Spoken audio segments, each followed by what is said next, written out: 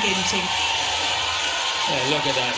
Look at the celebration. Indonesia meraih gelar juara Thomas Cup 2020 di tahun 2021 usai mengalahkan China dengan skor 3-0. Para pemain Indonesia yaitu Anthony Ginting, duet Fajar Alfian dengan Muhammad Rian Ardianto, dan juga Jonathan Christie yang turun di 3 partai pertama langsung memastikan kemenangan. Berikut adalah fakta menarik di balik Thomas Cup 2020 di tahun 2021. 1. Negara dengan gelar juara terbanyak.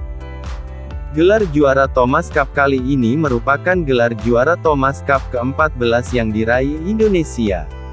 Indonesia memperpanjang rekor sebagai negara dengan gelar Thomas Cup terbanyak, disusul oleh negara China dengan 10 kali gelar juara dan yang ketiga adalah negara Malaysia dengan gelar juara sebanyak 5 kali. 2. 3 kali mengalahkan China di partai final. Dalam deret 14 trofi Thomas Cup tersebut, Indonesia 3 kali meraihnya dengan mengalahkan China di final.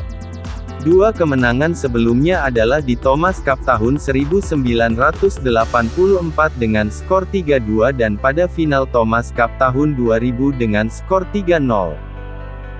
3. Kemenangan sempurna Indonesia.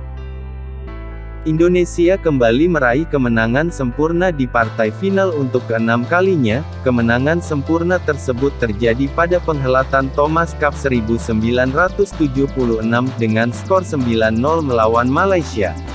Thomas Cup 1979 dengan skor 9-0 melawan Denmark. Thomas Cup 1994 dengan skor 3-0 melawan Malaysia. Thomas Cup 1996 dengan skor 5-0 melawan Denmark dan Thomas Cup 2000 dengan skor 3-0 melawan China. 4. Puasa gelar selama 19 tahun. Indonesia terakhir menjuarai Piala Thomas pada tahun 2002 setelah di final mengalahkan Malaysia 3-2 di Guangzhou, China. Puasa gelar ini adalah yang terlama bagi Indonesia. Sebelumnya puasa gelar terlama adalah selama 10 tahun dari Thomas Cup 1984 ke Thomas Cup 1994. Dengan kemenangan sekarang, Indonesia sudah 14 kali menjuarai Thomas Cup.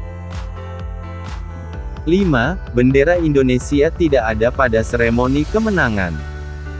Indonesia terakhir kali menjuarai Thomas Cup pada penghelatan Thomas Cup 2002 silam. Namun, seremoni kemenangan Indonesia semalam tampak kurang sempurna dengan tidak bisa dikibarkannya merah putih.